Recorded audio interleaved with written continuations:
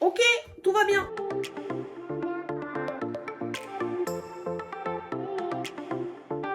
On se retrouve aujourd'hui dans une vidéo que je repousse depuis beaucoup trop longtemps maintenant. C'est la vidéo revue de mes produits que j'ai achetés depuis le déconfinement ou le confinement, je sais plus. Voilà, c'est grosso modo la vidéo qui montre à quel point je suis faible face à du maquillage. Et on avait déjà tourné une fois cette vidéo avec Chloé et en fait les rushs nous plaisaient pas, enfin en tout cas Chloé, elle s'était arraché les cheveux dessus. Du coup on a préféré supprimer les rushs, retourner une nouvelle vidéo. Des fois c'est mieux de repartir sur un projet neuf. Donc c'est ce que je vais faire aujourd'hui et je vais vous parler de tous ces produits que je vous ai montrés, soit en story, soit en unboxing et que je vous ai dit, vous inquiétez pas, je vous ferai un retour dessus et que je vous ai jamais fait de retour dessus. J'ai divisé mes produits en catégories, donc en fait en chaque étape de mon maquillage, la base, et j'en passe et des meilleurs, je vais pas tous vous les énumérer parce que je vais vous le dire juste après. Et si je suis pas trop bête et que j'arrive à trouver dans YouTube comment on met les chapitres, je vous mettrai les chapitres et dans la barre d'infos, vous aurez les timecodes pour aller trouver les produits qui vous intéressent directement. Je me dis que cette vidéo va être peut-être assez longue. Accrochez-vous, ça va bien se passer. On va commencer tout de suite bien sûr avec la première étape de notre maquillage, c'est-à-dire la base de teint.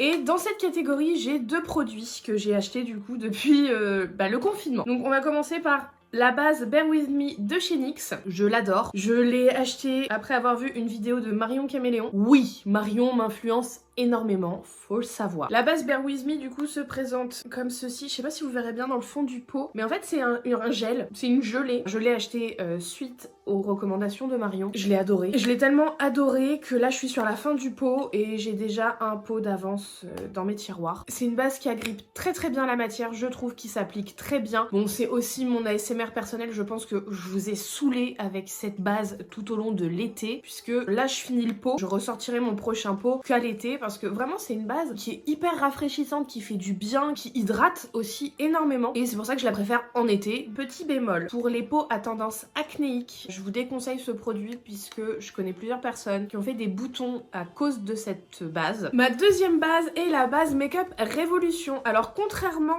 à la base Bare With Me qui était une gelée, enfin là on est sur quelque chose de très compact qui va se prélever avec une spatule qui est fournie dedans quand on l'achète. Cette base je l'aime beaucoup puisqu'elle comble plutôt bien les pores, je trouve, elle accroche bien la matière. Le seul bémol sur cette base, parce qu'elle comble bien les pores, elle accroche bien la matière, elle lisse plutôt je trouve le teint, c'est vraiment bien, le grain de la peau est assez lissé. Par contre je trouve qu'elle a tendance à blanchir un peu vu qu'elle est blanche, hein, normal, donc elle a tendance à affadir un peu le teint. Donc si vous portez des bases, des primers sur votre peau sans forcément beaucoup vous maquiller par dessus, méfiez-vous. Voilà, juste comme ça au passage. Maintenant on va passer au fond de teint. Et vous savez, puisque je vous ai saoulé tout l'été avec ce fond de teint, j'ai acheté le The Ordinary, le Coverage Foundation. Donc vous voyez qu'il a fait la guerre, hein, mon Coverage Foundation. Là, j'ai arrêté de l'utiliser parce que je suis passée sur ma teinte d'hiver. Ça c'était ma teinte d'été, c'était la 2.0N qui m'a convenu parfaitement. Alors je sais que je vais mettre un nombre de personnes, ados, incalculable, je l'adore. Et là, je sais que la moitié de ma communauté me dit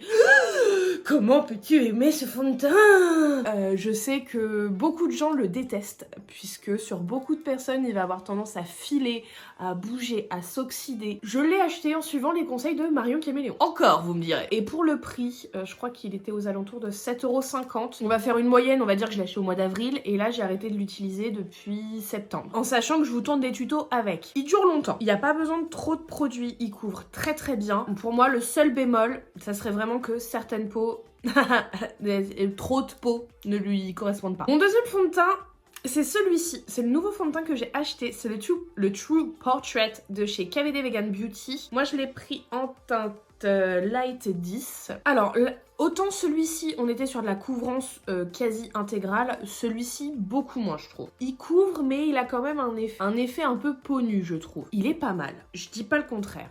Je finirai le tube. Cependant, selon avec quoi vous l'appliquez, il va vraiment pas avoir le même rendu. Je l'ai testé une première fois, j'ai une copine qui me l'a prêté, je l'ai testé avec une éponge classique, une éponge à maquillage classique, ça s'est très bien passé, et c'est concluant, je me suis dit banco, c'est la bonne teinte, je l'achète. Sauf que après, pour qui pourquoi, je l'avais pas testé avec mon éponge habituelle. Et là, j'ai repris mon éponge habituelle, donc qui est de la marque Beauty Blender. Elle va donner un petit effet un peu peau de pêche, on va dire, vous savez, un peu dufteuse au fond de teint. Sauf que celui-ci, c'est pas possible avec. Je vous déconseille de l'appliquer avec une éponge de marque Beauty Blender. Maintenant, je l'applique avec une éponge à maquillage de chez Lidl, la plus basique du monde, hein, et c'est nickel. Une chose à savoir, faut énormément le secouer, parce qu'en fait, vous entendez, ça fait un clac-clac quand je secoue, c'est normal, c'est parce qu'il y a une bille à l'intérieur pour bien mélanger toutes les matières en fait dans le fond de teint. Et si on fait pas ça, il va se biphaser et ça va faire un truc dégueulasse. Bon, passons à l'anti-cerne. Bah, je vous en montre deux parce que c'est deux fois le même en fait. C'est le Shape Tape de chez Tarte. Là, vous avez ma teinte d'été, là, vous avez ma teinte d'hiver. Ma teinte d'été, je l'ai acheté au mois de juin. Je commençais à vraiment être sur la fin de celui-ci au moment où j'ai acheté ma teinte d'hiver en fait, au mois de septembre. J'en suis très contente, c'est pour ça que je l'ai racheté. Il couvre très très bien, je trouve. Moi qui ai le contour de l'œil un peu déshydraté, il me l'assèche pas plus, il marque pas plus mes ridules que ça. J'ai rien d'autre à dire. Pour celles qui voudraient savoir, en été je suis en 22N Light Neutral et en hiver je suis en 20B Light. Bon, on continue hein, sur notre teint puisque bah, une fois qu'on a fait notre fond de teint, on le poudre. J'ai acheté la poudre libre RCMA, toujours sur les conseils de Marion Caméléon. Et franchement, j'en suis super contente. Je l'utilise du coup depuis que je l'ai acheté, donc je crois que c'était pendant le confinement. La poudre est super fine, le prix est dérisoire, 14 € les 80 grammes. Quand on remet au prix de la Loctite de chez KVD, je crois que de mémoire on a 28 grammes et on doit être sur du 37 € ou 40 €. Donc en plus ce qui est cool c'est que celle-ci, il n'y a pas de retour flashback. Le seul point négatif que je lui trouverais c'est le packaging. Clairement les gars chez RCMA, vous avez jamais rien poudré de votre vie. On continue sur le teint avec cette palette de chez Too Faced, la Turn Up the Light. Moi je l'ai pris en teinte light, j'adore cette palette. La teinte centrale, la Soft Focus, je la trouve super bien pour bien aplanir, pour bien camoufler mon contour de l'œil. Moi qui ai le contour de l'œil très marqué, alors faut savoir que j'ai des cernes violettes à l'année, j'ai des poches très marquées sous les yeux du coup, des ridules. Franchement, la Soft Focus, trop bien. Et ensuite vous avez deux highlighters. Donc vous avez la teinte Glow, pas des paillettes, c'est des nacres qui illuminent très très bien. Et si là vous voulez rajouter et passer au level supérieur, vous avez la teinte Glow et là c'est carrément des paillettes dans le pan, c'est juste magnifique. Le seul point négatif sur cette palette c'est son prix, hein, clairement. 3 fards, ok c'est des fards de teint, 3 fards, je crois on était à 40 €, quelque chose comme ça. Je l'ai acheté avec un code promo moins 30 €. Hein. Je faisais du forcing pour pas l'acheter, je me faisais violence en me disant non, tu ne l'achèteras pas, elle est trop chère pour une palette de teint. Au final, il y a eu un code, ouais, moins 30 € sur ta commande. Ah ouais, d'accord. Maintenant, on va passer au blush. Pour le coup, j'en ai acheté qu'un de blush. Enfin, j'en ai acheté deux, mais je vous en parlerai après. Je suis pas une meuf à blush. J'ai pas encore trouvé ma passion vraiment pour le blush. J'en mets parce que je trouve que ça fait plus joli d'en mettre, j'aime bien, mais j'ai pas une passion blush comme je peux avoir une passion highlight. Voilà. Et j'ai acheté du coup le Fenty Cheek Out en teinte Strawberry Drip. Faut savoir que c'est un blush crème. Au début, il a fallu que je l'appréhende un. Le seul point négatif, c'est que ça se cradosse archi vite. Je sais pas si vous verrez, mais c'est plein de poussière, c'est plein de poils du coup. Bon, je viens de vous dire que j'ai une passion highlight, donc vous vous doutez bien que je vais vous parler d'highlighter, parce que depuis le confinement, j'ai un peu craqué mon slip. Et en plus, 3 fois dans la même marque. On va commencer du coup avec le Diamond Bomb de chez Fenty, en teinte How Many Carats, donc c'est un highlighter blanc avec des paillettes. Je le trouve très très beau, la formule est bien. Par contre, je sais pas pourquoi, depuis quelques temps, moi mon packaging il fait la gueule. Je sais pas pourquoi, il est pas tombé pourtant. Là je vois ma mère qui lève les yeux au ciel quand je dis ça. Par contre, celui-ci, c'est son point négatif, je le déconseille sur le visage parce qu'en fait comme c'est des paillettes dedans, je trouve que les paillettes sont trop grosses dans ce produit et du coup ça fait comme des miettes de paillettes sur le visage, c'est pas joli. Alors que sur le corps, c'est magnifique. Quand je l'ai appliqué la première fois, j'ai fait une story, Chloé m'a dit c'est quoi ces miettes sur ton visage?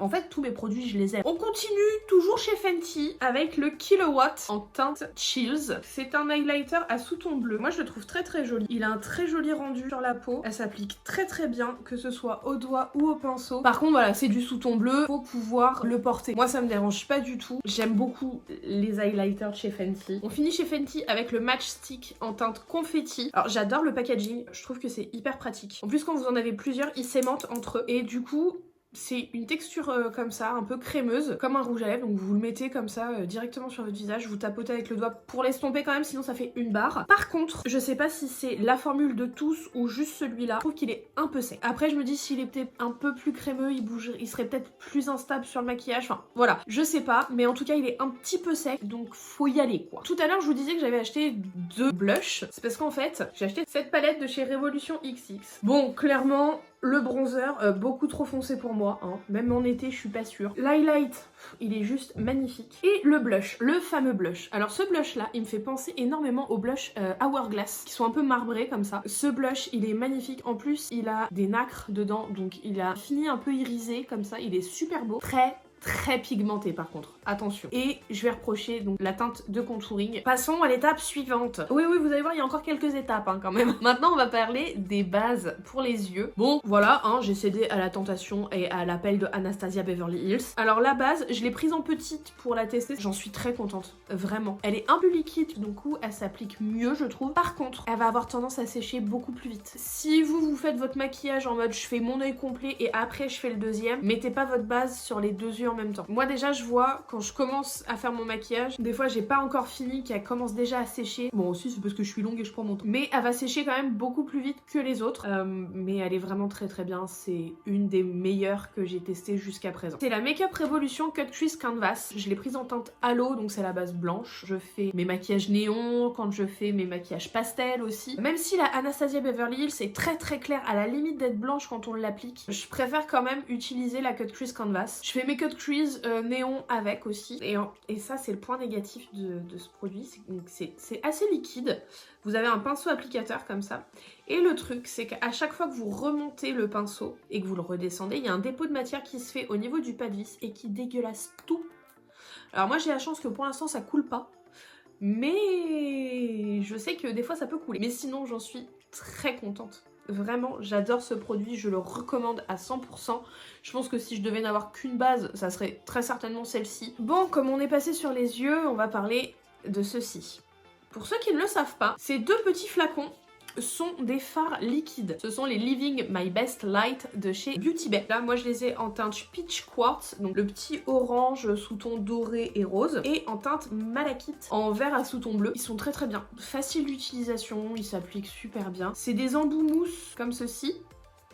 Ils sont super beaux. Et en fait, une fois qu'ils sont secs, ils bougent plus. Voilà, c'est le petit bémol que je vais leur donner. Je trouve que le Peach Quartz, là, comme ça, sur ma main, il fait très beau. Mais travailler avec des fards autour, je trouve que ça fait plus un top coat qu'un fard opaque. C'est pas handicapant pour l'utiliser du tout. Bon, on va continuer. Et là, j'ai quelques palettes à vous présenter quand même. Je vais tout d'abord commencer par ma palette coup de cœur. La Carnival XL Pro. Elle est immense, on voit même plus ma tête. Cette palette, je l'ai achetée pendant le confinement sur les conseils d'une copine. Et je ne regrette pas du tout. Cette palette est vraiment beaucoup trop bien. Je vous la remontre parce qu'elle est vraiment incroyable. Et ce qui est très cool, c'est que on a un beige, on a un noir, donc ça c'est super, et on a plein de couleurs. Je la trouve vraiment très bien rangée. On a quelques fards néons, on a 3 highlighters dedans. Ce sont des highlighters et ça c'est super cool. Par contre, moi le prix, plus de 40 €, je réfléchis à 2 fois avant de l'acheter. Ensuite, cet été, Beauty Bay a sorti la palette pastel. Et j'ai craqué, hein, bien sûr, vous vous doutez bien. Donc voilà, elle est super jolie. Pour les make-up d'été, moi j'ai adoré l'utiliser. Pour finir vos dégradés, un pastel, c'est super pratique. Et puis le prix, c'était 12 € je crois. C'est rien. Point négatif, c'est que clairement, est-ce que vous arrivez à lire correctement le nom du fard jaune? Il s'appelle Flashlight, pour ceux qui n'avaient pas réussi à le lire. Mais clairement, Beauty Bay, je vous adore, mais ceux qui ont décidé du packaging, de mettre les noms en mode multicolore, tout rikiki, sur un fond un peu holographique, mauvais plan pour les mamies comme moi qui ont des sales yeux. Ensuite, j'ai eu aussi la palette 10G de chez Morphe, la Glisten Up, donc qui se présente comme ça. Alors moi, elle est arrivée cassée. Elle est super jolie, je trouve que les fards sont très bien faits. Donc ça, ce sont des fards métallisés, ils sont très crémeux et ils s'appliquent très bien. Ils vont avoir tendance à bouger quand même un petit peu au cours de la journée, mais ça va dans l'ensemble. Et les fards pailletés, en fait, ils sont mis dans le pan avec déjà un liant qui fait qu'ils vont coller sur votre paupière et il n'y aura pas besoin de mettre de base. Le point négatif sur cette palette, c'est que cette palette, elle n'est pas faite pour être utilisée toute seule. C'est une palette qu'on a besoin de combiner avec autre chose, mais ça n'empêche pas de l'utiliser, bien entendu. Je pense que c'est plus une palette pour faire des make-up artistiques que pour un make-up de tous les jours. Voilà, c'est mon avis. Pourtant, je porte de la couleur hein, pour aller au travail, vous le savez. Moi, je la trouve très jolie, les paillettes sont magnifiques, les fards sont super bien faits. Ensuite, il y a ces deux petites palettes. Je vous en ai parlé il y a pas très longtemps. Voilà, je les pose là, je les ai achetées, donc je vous les montre. Moi, je les ai adorées. Enfin, pour la dernière palette, je vais vous parler de ma palette de fard gras, la palette SFX de chez Makeup Revolution. Donc palette que j'ai utilisée pour faire ma série Halloween. Elle est pas mal. En tout cas, moi qui étais débutante en maquillage avec du fard gras, elle était très bien. Je pense par contre qu'il y a manque d'opacité sur ces fards. Mais pour une première palette, je crois qu'on était aux alentours de 9 € pour cette palette. On a 12 fards. 9 €, je trouve que c'est vraiment pas mal pour débuter dans le maquillage plus artistique, on va dire. Bon, on en a fini avec les palettes. Passons au liner. Et tout d'abord, je voudrais vous présenter ces deux liners. C'est des liners pailletés de chez W7. Donc la teinte Glam Bam et la teinte iridescente. Donc là, on a des paillettes argentées. Et là, on a des paillettes blanches. C'est un peu plus holographique. Je les aime beaucoup. C'est un petit embout pinceau hein, pour les appliquer. Par contre, je sais pas si je suis la seule à qui ça fait ça. Dès que je les utilise sur mes yeux en liner,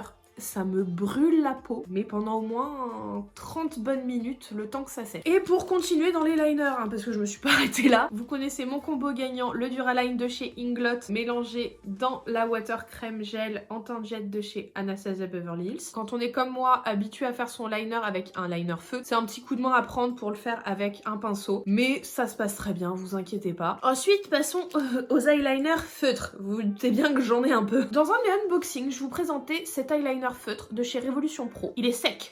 J'en suis super déçue. Il est hyper sec. Il trace rien du tout. Je l'ai gardé, je crois, c'est juste pour vous le présenter en vidéo.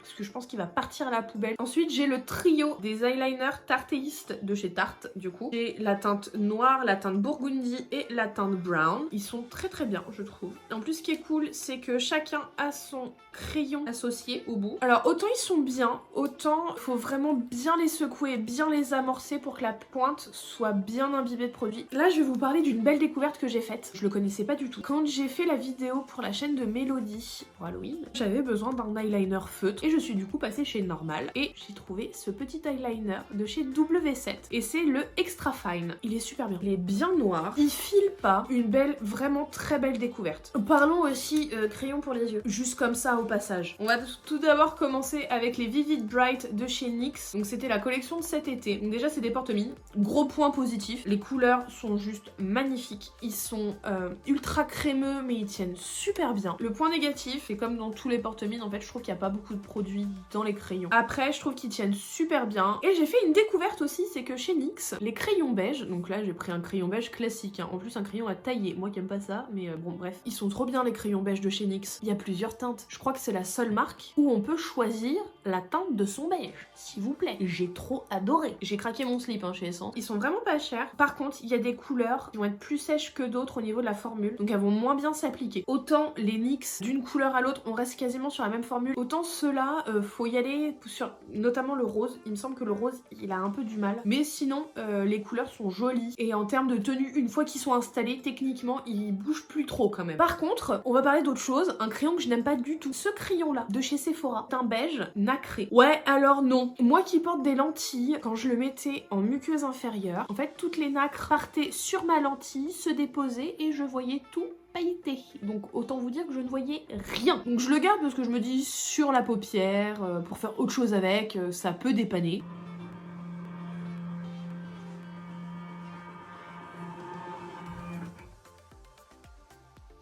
Mon voisin veut ma mort. Passons maintenant au mascara et celui-ci vous le connaissez, c'est un de mes chouchous, c'est le Go Big or Go Home. Je l'ai racheté, moi je l'adore. Je trouve qu'il fait des très beaux cils et bien sûr vous doutez bien que j'allais vous parler du Size Up de chez Sephora. Bah les deux ensemble c'est mes deux chouchous, hein. C'est mon combo gagnant. Même tout seul, le Size Up je l'aime beaucoup. Il fait des gros cils, il les allonge quand même plutôt pas mal. Changeons maintenant, on va passer sur le thème des cols et j'ai acheté la colle Duo verte parce qu'avant j'avais la colle Sephora. Grosso modo, hein, c'est toutes les mêmes colles, on va pas se mentir. C'est juste que la colle Sephora, je trouve qu'elle fait beaucoup de dépôts dans les cils, alors que la Duo, je trouve qu'elle en fait pas beaucoup. Par contre, point négatif, moi qui étais habituée à la Sephora avec un bâton, c'est un bâton en fait pour appliquer. Là, c'est un pinceau, je sais pas si vous verrez bien que c'est un pinceau à ce niveau-là et c'est un peu galère pour appliquer sur la bande de fossiles. Bah du coup j'ai aussi acheté de la glitter adhésive. J'en avais un petit peu marre de coller mes paillettes à la colle à fossiles. Celle-là c'est beaucoup plus pratique. Alors moi j'ai la format voyage, je la trouve super bien mais voilà, ça va être le prix moi qui va me freiner un petit peu quand même. Mais dans l'ensemble j'adore. J'avais acheté aussi pendant le confinement le Bushy Brow de chez Lime Crime. Bah depuis que je l'ai, il est toujours pas mouru donc ça c'est pas mal. J'aime beaucoup en fait l'effet poil à poil sur mes sourcils, ce qui m'a énormément aidé à rattraper la forme de mon sourcil et à ne plus trop les épiler n'importe comment. Et maintenant on reste chez Lime Crime, on va partir sur le Freckle Pen. Moi je l'aime beaucoup, je trouve que la pigmentation est juste ce qu'il faut pour faire des taches de rousseur. Par contre je trouve que la pointe est un peu grosse pour faire des fois des taches de rousseur. Si on n'est pas bien droit sur le visage, on a tendance des fois à faire des petits pâtés. Mais j'ai aussi le Freckle Pen de chez BAE. Je l'ai trouvé chez Emma. On est sur une pointe beaucoup plus fine, bon, de la même forme, mais beaucoup plus fine et je trouve que c'est plus pratique. Et ce qui est très très bien, c'est que ces deux produits se complètent complètement parce qu'on n'est pas tout à fait sur la même teinte, ce qui fait aussi des petites différences de teinte et ce qui fait beaucoup plus naturel. Passons maintenant sur les pinceaux, puisque j'ai quelques pinceaux à vous présenter. Dans un premier temps, le pinceau highlighter de chez Nabla. J'ai encore une fois été très influencée par Marion Caméléon, hein, vous vous en doutez bien. Je l'adore, il est super bien. En plus, le manche est très travaillé, il est comme ça, il est tout doré, ciselé. Je le trouve super bien. Et je vais vous parler aussi des deux pinceaux Zoeva 231 que j'ai achetés. Alors, j'en suis très contente. Cependant, je n'ai pas acheté mes deux pinceaux Zoeva, donc oui, ils sont sales, hein, parce que j'ai fait du maquillage avec. J'ai acheté mes deux pinceaux sur deux sites différents. Un chez Sephora et un sur le site de Beauty Bay. Comme vous pouvez le voir, ils ont pas tout à fait la même forme. Il y en a un qui est un peu plus gros que l'autre. Mais vous me direz, mais Caro, c'est normal, à force d'utilisation, il y en a un qui s'est déformé plus que l'autre. Oui mais non, je les ai achetés à une semaine d'écart. Et au début, je me suis dit, bah merde, je suis dû me tromper dans la référence. Non, non, c'est bien écrit,